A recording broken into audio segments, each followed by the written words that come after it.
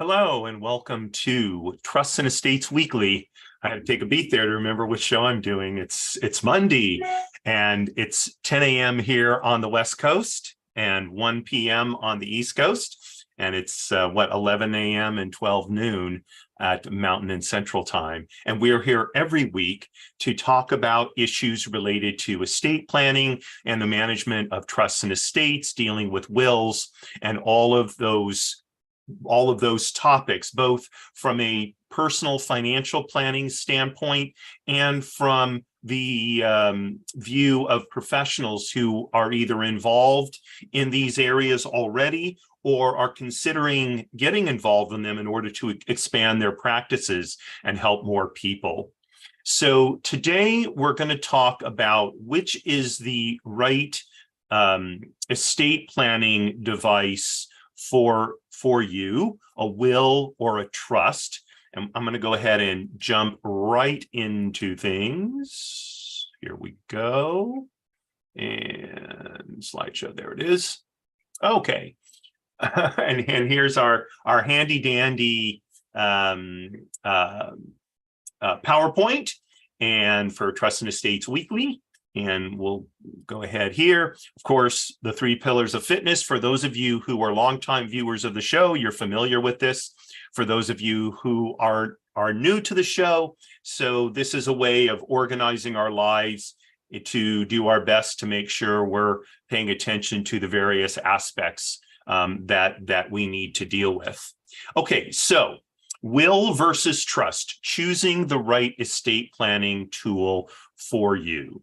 So I'm going to go through, I believe it's 6 issues to consider, okay, and talk about each one at least a little bit, so you can get an idea of what are the kind of things you need to think about, and more importantly, discuss with the people who are giving you advice, or if you're an advisor, the issues that you need to discuss with your clients.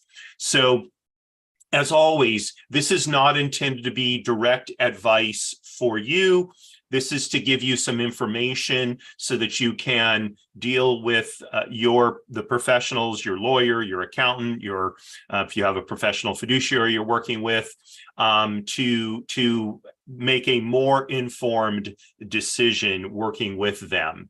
Now, let me say that for most people who have significant assets, they are probably going to have both of these, both a will and a trust. I know I do, for example, and that's because they have different purposes. They work in a different way. And if you're unfamiliar with that, I invite you to go to our YouTube channel and look at some past episodes where I've talked about how trusts work, how a will works, what probate is, okay? And that will give you some idea of what these 2 tools do. Okay, and we're going to cover a little bit about that in this episode, but we're not going to get into a real deep dive into the differences between a will and a trust. More the issues that you're going to want to think about as you decide which is going to be your primary vehicle. Okay. Now, the reality is, if a will is going to be your vehicle, then you probably are not going to have a trust. Okay. At least not for yourself. Now, you may set up a separate trust, as we'll talk about in a minute. However, if you have a trust, you may still have a will in order that certain other property that for one reason or another doesn't go into your trust will still be designated for the beneficiaries that you want. Okay, so excuse me. All right, let's talk. I'm going to talk about, first of all, kind of 3 issues that are sort of personal issues, as opposed to the second group, which are more financial issues. Okay, so oh, and here we have someone joining in. Hey, Dale.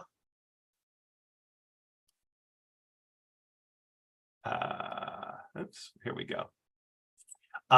Okay, so the first thing you want to look at is your age and health. Okay, so if you are young, if you're healthy, the urgency of and by the way, and perhaps don't have a lot of assets. So there's not a lot of urgency necessarily in your estate planning. Okay. Now, of course, any one of us can pass away at any time. Yes, that's true. But on an odds basis, if you will, younger people are far less likely to die than people who are older. Okay. So my daughter is probably, praise God, as they say, probably going to outlive me. And that's the natural scheme. That's the natural way things are. Okay. So when you're young, don't have a whole lot of assets, you're in good health. So at that time, a will may be all that you need to make sure that whatever amount of property you have will go to your intended heirs. Okay. But as you get older, and especially as your health declines, where the possibility of passing away becomes greater. So then at that point, a trust may be a better vehicle. And the reason is because by doing a trust, you are effectively setting up the transfer mechanism for your property while you're still alive.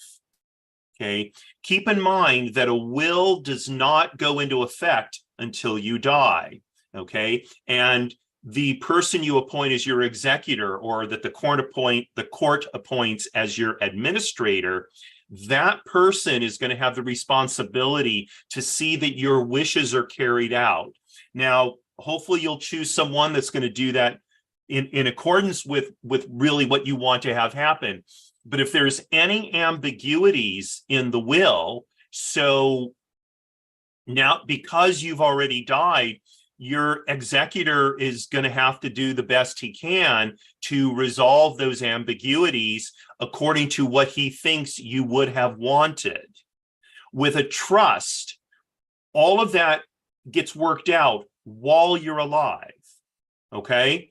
And so that's one of the important reasons, I should say, for setting up a trust is a lot of the details of not only the estate planning, but almost the transference takes place while you're alive. Now, you retain control of the asset. So I'm not saying it literally goes to other people. However, as part of setting up your trust, you may decide to go ahead and transfer certain assets to other people, okay, in advance. Okay, I know, my mother did that. And like over the last year or two, she's been going through, in her case, her personal property, and she's been distributing it out to my sisters and me, and I don't know, whoever else she's distributing it to. I don't know. I know I got some books that she's had for literally decades. They're beautiful, beautiful copies of classic books. And, she knew that I would appreciate them. And so as part of her, revising her trust, she went ahead and made some of those distributions so she could make sure they went where she wanted them to go. Okay, so as the likelihood of our dying gets closer, so then we probably want to look more closely at perhaps creating a trust, especially if we have significant property, which is something I'll touch on in the next group of issues. Okay, marital status. Now, if we're single, okay, then having a will may be all that's necessary. Okay, again, we'll get to some of the financial issues later.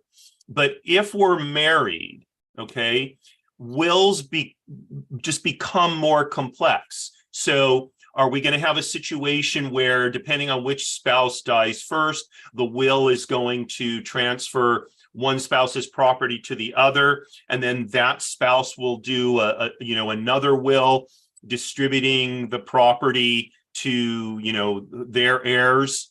Okay, is that the way they're going to do it? Now, if the spouses had children before let's say they were married before and now they're remarried, so they have children by their first marriages, how is that going to work?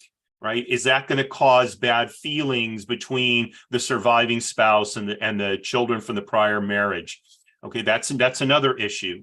A second or a third issue, I should say, is, are the husband and wife going to do a joint, essentially a joint will, or are they going to do separate wills? Okay, so already you can see there's complexity that comes into even something as simple as a will, just by virtue of the marital status of the people involved. Okay, and at that point where you're dealing with all these complexities for a will, it might make more sense at that point to then just go ahead and do a trust, because again, your wishes can be worked out while both spouses are alive, and then the mechanisms of what's going to happen when the first spouse dies can be built in, and then when the second spouse dies, that can also be built in. Okay, certain provisions can be set up in a way that they cannot be changed, and in fact you could do a will that once it's set up, I'm sorry, not a will, you could do a trust that once it's set up, the terms of it cannot be changed. Now, again, these are all questions you're going to want to talk to your advisors about before making any decisions. There are pluses and minuses to all of these, and your specific circumstances need to be looked at before you decide which way to go. However, the main point here is, when you're married, that adds a level of complexity to your estate planning, okay, that needs to be addressed, and especially if there are children and children from a prior marriage involved, even more complexity. Okay, the third sort of personal issue is if you have special needs beneficiaries. Okay, so let's say you have a neurodiverse child. And then the child, by the way, may even be an adult. Okay, a neurodiverse includes people on the autism spectrum, people with Down syndrome. So it used to be that people with not so much autism, but even Down syndrome and some other conditions didn't live very long. Now medical technology has advanced tremendously, and a lot of folks live much longer lives, and they can live very productive lives, right? In fact, I work with the neurodiverse through an organization, and our mandate is we want to help them to live, as wonderful lives as possible, productive lives, right? Nonetheless, for a neurodiverse child, let alone a neurodiverse adult, a lot of times they can live relatively independently, but they do need some support. Okay, and so as part of your estate planning, you may want to make sure that the funds are there to take care of that child, even if the child is an adult, through the rest of the child's life. So you don't, after you're gone, you don't have to worry, gosh, is my child going to end up on the street, or are they going to lose their whatever it is, twice a week person who comes in and helps them, or whatever the level of support services are.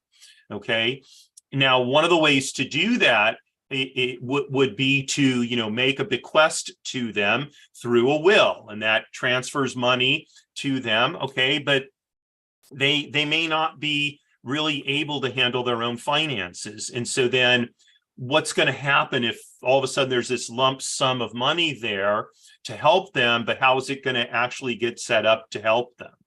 Okay. And so in that case, again, it may be better, even though it'll be more work and more costly up front, to go ahead and set up what's called a special needs trust.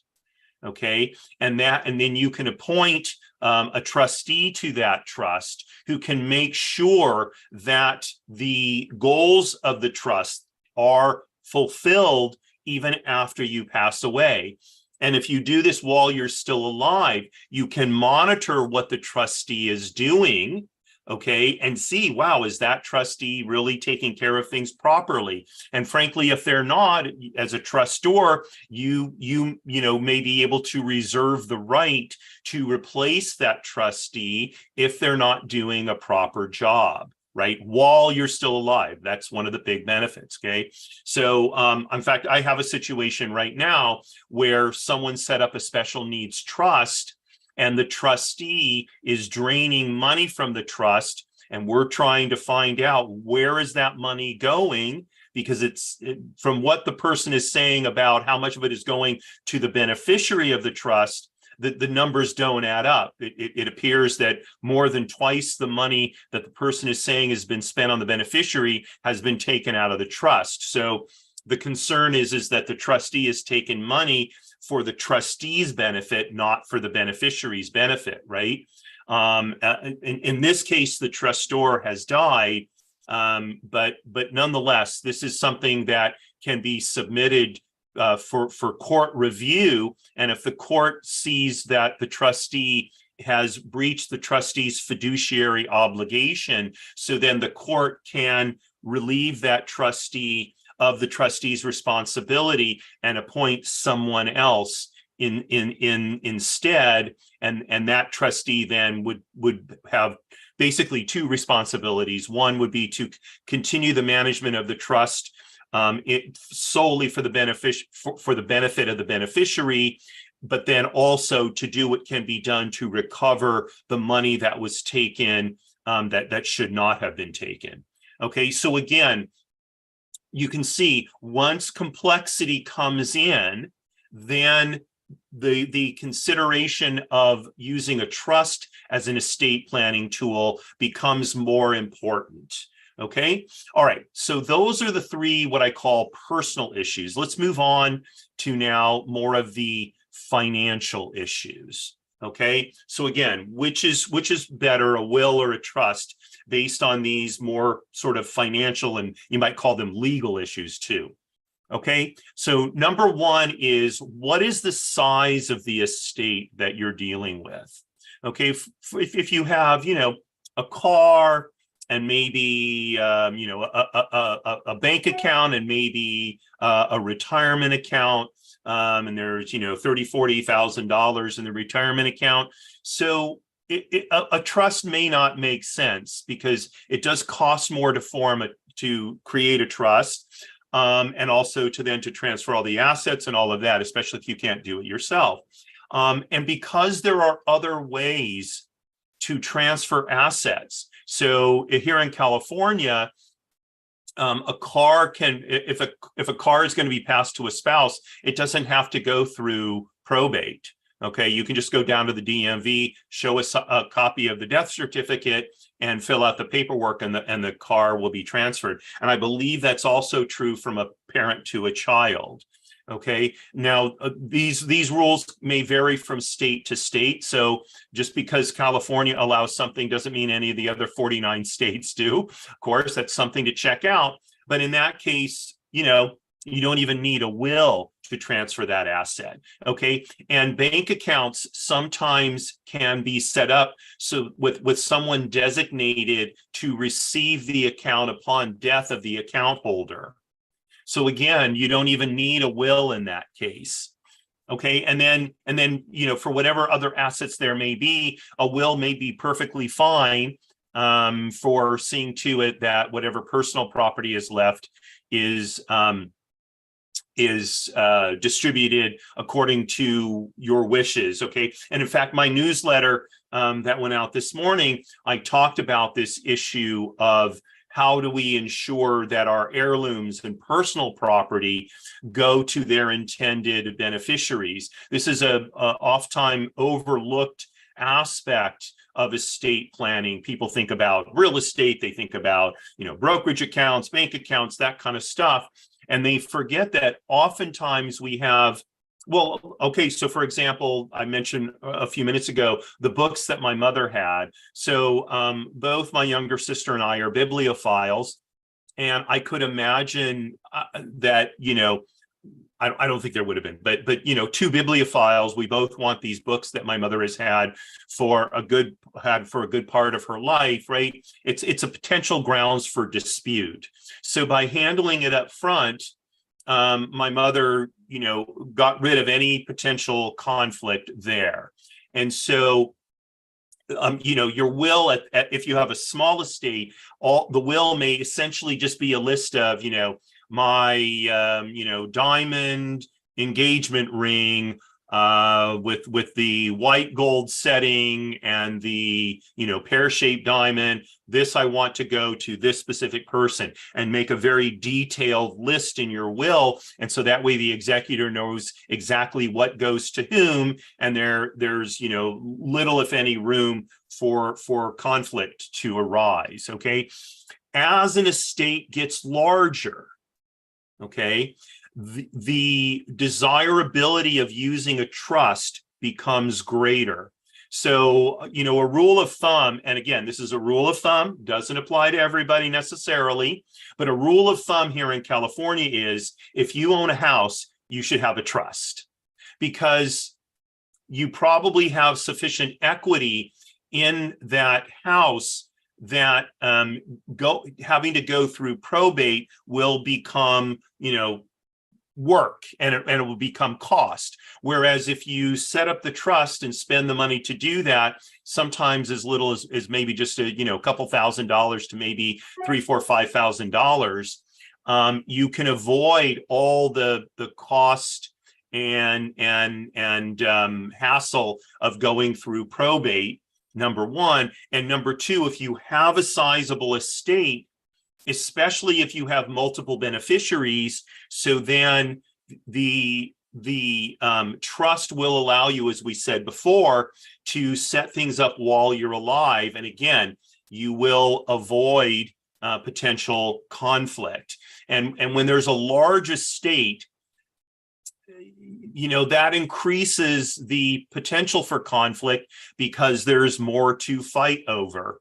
And there's a tendency to think, no, my heirs are not going to fight over stuff. They all love each other. They're all giving people.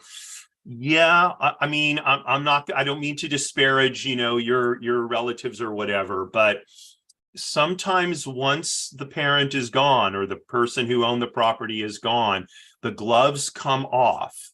And those fights can get very nasty and very costly. Okay, so a lot of estate planning, from my perspective, a lot of estate planning revolves around doing our best to not let disputes arise. Okay, all right, we're looking at time here. Okay, we're good. All right, so second on the list of financial/legal issues is avoiding probate.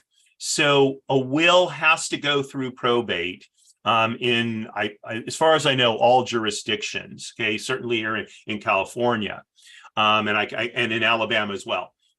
So probate can be time consuming, as I said before. It can be costly, and it also time consuming in the sense it takes a lot of time to do the work, but also it can be a lengthy process. And so it can delay the time when your beneficiaries will get whatever assets you want transferred to them. And so again, as I mentioned a minute ago, as the size of your estate increases, probably the anxiousness of your heirs to receive that property will also increase. And so the desirability of avoiding probate increases. And you probably want to give greater thought to, do I want to form a trust? So one of the big benefits of a trust is you can avoid probate, or at least with most assets, the assets, I should say, with the assets in the trust, you can avoid probate. Okay. Now you may not be able to avoid probate overall. I had a situation where, despite there being a trust and all the assets were transferred to it, there were a few assets that weren't for various reasons. And in the end, because of how the whole situation shaped up, we did end up having to file a probate, but we only had to probate, I think it was 3 pieces of property, as opposed to, what would have been something like 12 or 15 or whatever the total number of accounts and such was. Okay, so avoiding probate, and again, if you want to know more about that, I invite you to go to my YouTube channel, check out the episode on trusts that explain the benefits of trusts, and that's one of the big ones.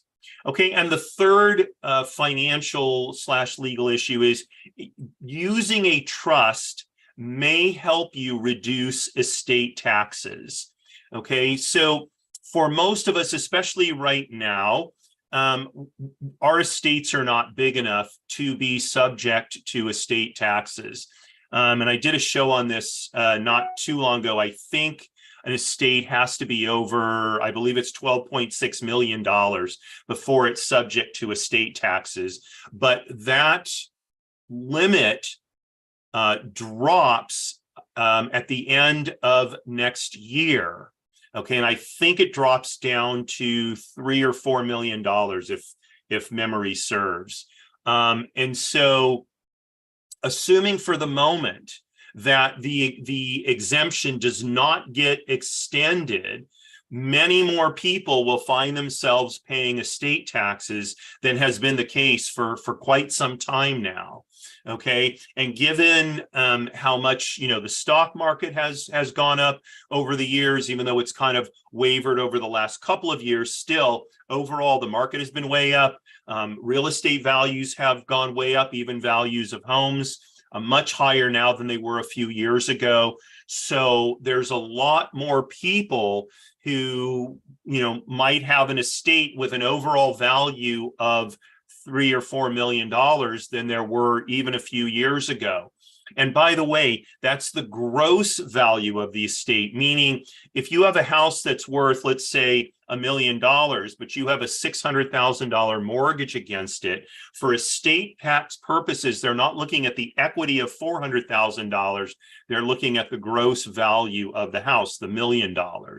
Okay, so this is a crucial issue for you to discuss with your advisors if you have any kind of substantial assets at all, especially in light of the upcoming change that's occurring with estate taxes. And if you, again, want to know more details on that, I did a show on gift and estate taxes a few weeks ago, and there I give you what the hard numbers currently are and what the dates are. I don't remember exactly what they are off the top of my head at the moment, but you want to research that and be very, very diligent about dealing with that and getting good advice.